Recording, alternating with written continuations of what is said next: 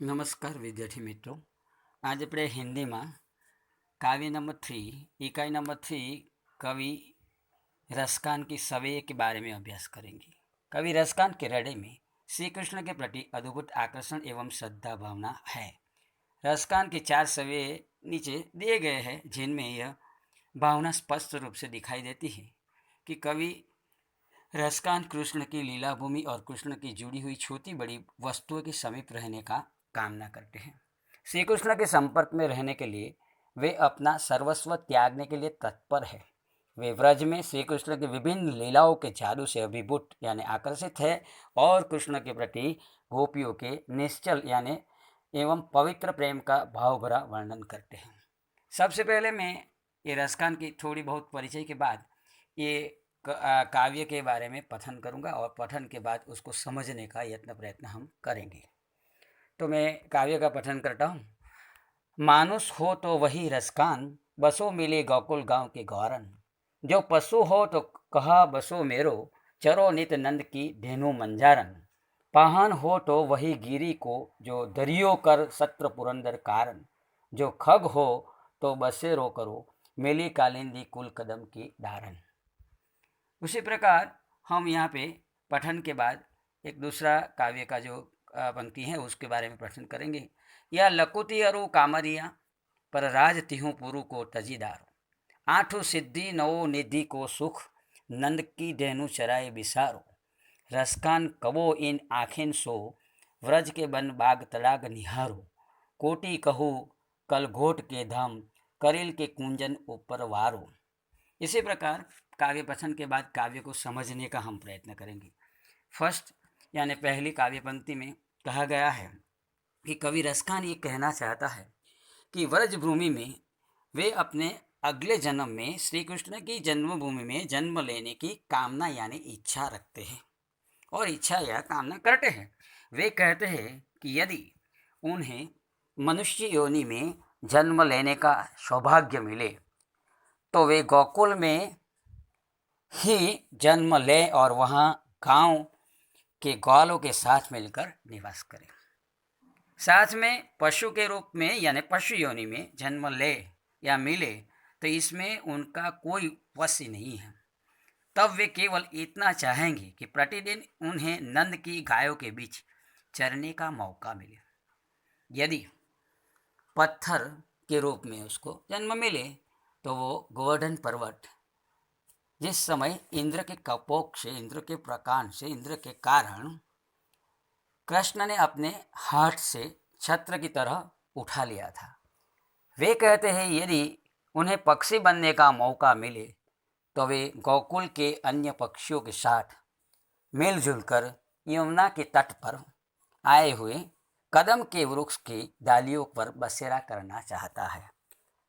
कहने का तात्पर्य यह है कि यदि रसकान को भगवान की भक्ति में लीन रहना है तो भगवान की हर एक चीज़ के साथ या तो भगवान के साथ जुड़ी हुई चीज़ों के साथ वह रहना चाहता है और उसके मिलजुल कर अपनी भक्ति को या अपने भगवान के साथ वह बना रहना चाहता है. इसी प्रकार हमें भी रसकान की जैसी भक्ति करनी चाहिए कि जहाँ कृष्ण हर पल हर वक्त वहाँ हमें दिखाई दे या मिले, या तो उसकी कोई न कोई बात या कोई न कोई चीज़ वस्तु के साथ जुड़े रहना चाहते हैं. दूसरी काव्य पंक्ति में देखते हैं. कवि रसकान कहते हैं कि यदि मुझे श्री कृष्ण की लाठी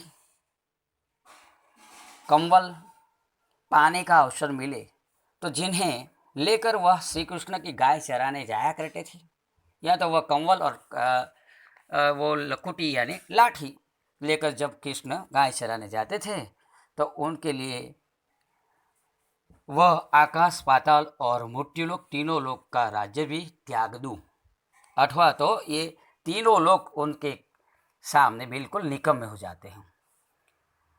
और साथ में ये भी कहना चाहता है कि राज्य का त्याग दूं तो वे कहते हैं कि यदि मुझे नंद की गायों को वन में ले जाकर चराने का सौभाग्य या मौका मिले तो उसके बदले में मैं अमूल्य 8 सिद्धियाँ और 9 निधियों से प्राप्त होने वाला सुख को भी भुला दूं. वे कहते हैं यदि मुझे कभी अपनी आँखों से व्रज के वन, वहाँ के बाग बगीचा और सरोवरों को देखने का अवसर या मौका मिले, चांस मिले, तो मैं यहाँ उगने वाली या तो कंटीली झाड़ियों के झुरमुटों को भी पसंद करूँगा और उन पर सोने के करोड़ों महलों को न्यौछावर करने का त्याग दूंगा। कहने का मतलब ये है कि कृष्ण की लाठी, कृष्ण का कंवल और कृष्ण के साथ जुड़ी हुई चीज़ मिल जाने के बाद उसके सामने 8 सिद्धियां और 9 निधियां भी बेकार हो जाती है, ये कवि रसकान कहना चाहता है। उसी प्रकार वह कृष्ण के प्रति अपना लगाव, अपनी भक्ति हमारे सामने प्रस्तुत करना चाहता है। आज हम सवेये के तीसरे काव्य पंक्ति को पढ़ने जा रहे हैं। पंक्ति का पठन करके सुनाता हूँ। जा दिन ते वह नंद को छोरो, या बनो डेनु चराई गयो है। मोहिनी ताननी गोडन गाय के, बेनु बजाई रिझाई गयो है। ताही धरी कछु तोना सो कई, रसकान हिये में समाई गयो है। को न कहो कि कानी करे, शीघ्रो ब्रजबीर बिकाए गयो है। अगली काव्य पंक्ति। मोर पखा सिर ऊपर राखी हो, गुंज की माला घरे पहिरोंगी। ओधी पीताम्बर लेक लकुति बन, गोधन ग्वारिन संग फिरोगी। भाव तो वही मेरो रस खानी, सो तेरे कहे सब स्वांग भरोगी। पै मुरली मुरलीधर की, अधरांधरी अधरा न धरोगी। काव्य पठन के बाद हम उसको समझने का प्रयत्न करेंगे कि रसकान तीसरे काव्य पंक्ति में हमें क्या कहना चाहता है। तो तीसरी काव्य पंक्ति की समझ देखिए, सुनिए, पढ़िए। कवि रसकान कहते हैं कि जिस समय से नंद जी छोरा यानी नंद का छोरा यानी बेटा श्री कृष्ण इस वन के अंदर गायों को चरा कर गया है और अपनी मुरली को मनमोहक तान से यहाँ की गायों को रिझा गया है, तभी से वह लोग पर कुछ ऐसा जादू टोना सा कर गया है कि वह जन जन के हृदय में घर कर गया है। तब से व्रज में ऐसी हालत हो गई है कि कोई किसी की परवाह ही नहीं करता। लगता है जैसे सारे ब्रजवासी नंद जी के सोरे पर न्यौछावर हो गए हैं। कहने का सिर्फ तात्पर्य ये है, कवि रसकान हमें ये कहना चाहता है कि कृष्ण की मुरली में इतनी ताकत थी, इतना राग था, इतना मनमोहक सुर था कि वह सुनने के बाद वहाँ की गोपी, वहाँ के नंद के छोरे सब कुछ उसके ऊपर न्यौछावर हो जाते हैं और वह इस छोर में, इस आवाज़ की धुन से, तान से सबको एक दूसरे से भूल जाते हैं और इनमें लीन हो जाते हैं या इसमें रत हो जाते हैं, मग्न हो जाते हैं। कहने का ये तात्पर्य है कि कृष्ण की लीला ही ऐसी थी कि सभी लोग उसके अंदर मिलजुल जाते थे। अंतिम काव्य पंक्ति यानी चौथे काव्य पंक्ति में हम देखते हैं कि कवि रसखान श्री कृष्ण के प्रति गोपियों के प्रेम का वर्णन करते हैं और कहते हैं कि गोपियाँ श्री कृष्ण के लिए वह सारा स्वांग करने के, सारा स्वरूप रचाने के लिए तैयार है। जो कुछ करना उनके कृष्ण को प्रिय था वह करना चाहती हैं। गोपियाँ कहती है कि वे श्री कृष्ण की तरह अपने सिर के ऊपर मोर के पंख धारण करेंगी, अपने गले में लाल रंगों के गूंजो धुंधची यानी उसकी माला धारण करेंगे। वे श्री कृष्ण के वेश धारण करेंगे, पीले रंग के वस्त्र ओढ़कर, और अपने हाथों में लाठी लेकर गायों और ग्वालों के साथ वन में भटकेगी। वे कहती है कि अपने कृष्ण के लिए वे उनके सारे रूप धारण करेगी, स्वांग रचाएगी जो उन्हें अच्छे लगते थे, पर वे एक स्वांग कभी नहीं करेगी जो श्री कृष्ण किया करते थे। वह यह कि वे श्री कृष्ण की तरह मुरली नहीं बजाएगी। वे कहती है कि जिस मुरली को श्री कृष्ण ने अपने होठों पर रखकर बजाया था, लगाया था, उस मुरली को वह अपने होठों पर कदापि नहीं रखेगी या नहीं लगाएगी, क्योंकि इससे वह झूठी हो जाएगी और वे अपने आराध्य के साथ ऐसा व्यवहार कदापि नहीं करना चाहती है।